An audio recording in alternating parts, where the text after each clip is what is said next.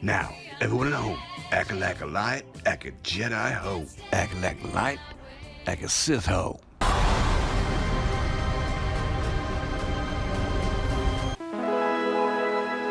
Your wish is granted. Long live John B.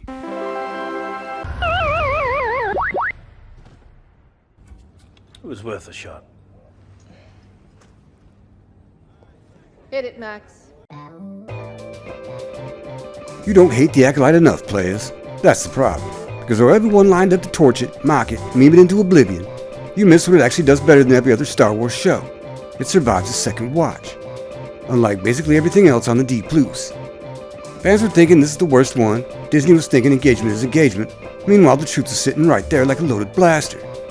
This is the only show in the pile that changes when you watch it again. Everything else collapses. Your ugly friend sacrificed himself for nothing. The Acolyte got kneecapped by the weekly format, not because it's brilliant, because it's structured like a long, very bad movie that got chopped into uneven pieces. Week to week it feels off, scenes drift, characters feel inconsistent, pacing faceplants.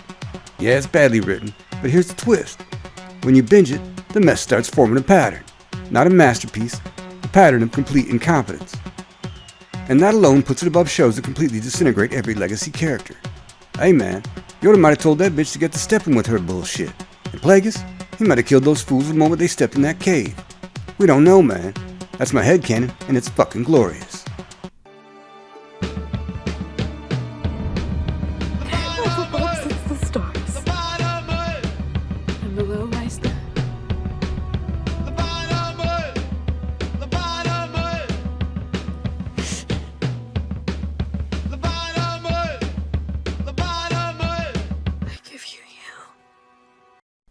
Here's how the other Deep Blue Star Wars dogshit stacks up. The Mandalorian's the fast food king. Now I ain't got time for season 3, look up for my vid on that shit later. But at first watch, it's fun. Second watch, empty calories, man. Rewatch it and suddenly it's side quest, boss lady, side quest with a boss lady. No spy, no escalation, no consequence. Ahsoka's a slow motion screensaver. This one doesn't pretend. Characters stare, pause, turn, speak like they're waiting for applause that never comes. It's empty mythology cosplay. Rewatch it and you realize nothing has actually happened. It's all posture, man. Obi-Wan Kenobi is character assassination in the series. You had one job, Disney. One. And somehow this became a side story about everyone except Obi-Wan. Rewatching makes it worse. The stakes shrink, the logic breaks. The emotional beats feel manufactured. It's not layered, it's diluted.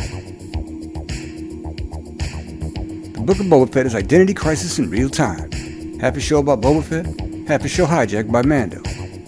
A former badass character wandering through someone else's series while the story gets rewritten around guest appearances. It doesn't expand on rewatch, it exposes the construction. This wasn't storytelling, it was content scheduling with a helmet on. Andor, the sacred cow. Yeah, I'm going there. It's the best written, no argument. But rewatchability, different conversation. Rewatching Andor feels like homework. It's prestige television. Yeah, it's dense, heavy, methodical. You don't casually throw it on, you commit to it. That's not rewatch friendly. That's a long-term relationship with that crazy bitch who's great in the sack. No time for the old in and out, love. I've just come to read the meter. Here's the part that's going to make people mad. The Acolyte being uneven is the reason it works on rewatch. Because you're not watching for clean storytelling. You're watching to figure out what the hell it's trying to do. It turns into a puzzle. Not a good one, but a compelling one. And that loop, confusion, curiosity, rewatch again, is stronger than comfort. This is where the show stops treating the Jedi like mythic heroes and starts showing them as a rigid power structure that's already cracking. Jedi ain't noble, they're certain. And that certainty is the problem. Because they're not responding to people, they're enforcing doctrine. They don't listen, they don't adapt, they impose order and call it peace. In the Acolyte, they feel less like guardians of balance and more like an intrusive system convinced it can't be wrong, until everything they touch starts to break. Let's not overthink this part. The fights don't hold up as set pieces, they unravel. It's cosplay choreography with no impact. You notice bad timing, hits that don't land like they should, blocks that feel rehearsed instead of reactive. It's not sharp, it's staged. And it gets better every time because it keeps revealing how little there was in the first place. Here's the dirty secret. People didn't stop watching this show. They argued with it. Fans were thinking, I need to go back and check that. So they did. Again and again. Not because they loved it, because they couldn't pin it down. That creates infinite engagement. And none of those safe shows have that. They're consumed once and forgotten. You can hate The Acolyte, plenty of people do. But here's the uncomfortable reality. It sticks. Not because it's great, because it's unresolved. Everything else on D Plus is designed to be liked. This one is designed, intentionally or not, to be questioned. And that means you come back, not for comfort, for answers. Every other Star Wars show is something you watch. This is the one you argue with. An argument? That rewatch is forever, players.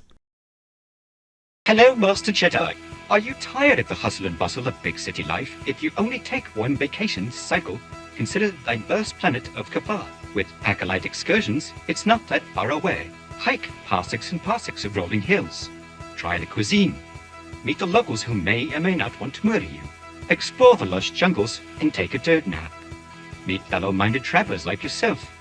Stay in a hostel with a Wookiee. Or for the more adventurous, hunt the Wookiees. Go bud watching. Keep your sabers off. Visit a chiropractor. Go to the salon and get your hairs did. We offer free holocom services. We accept protocol droids for a small amount of credits. How rude!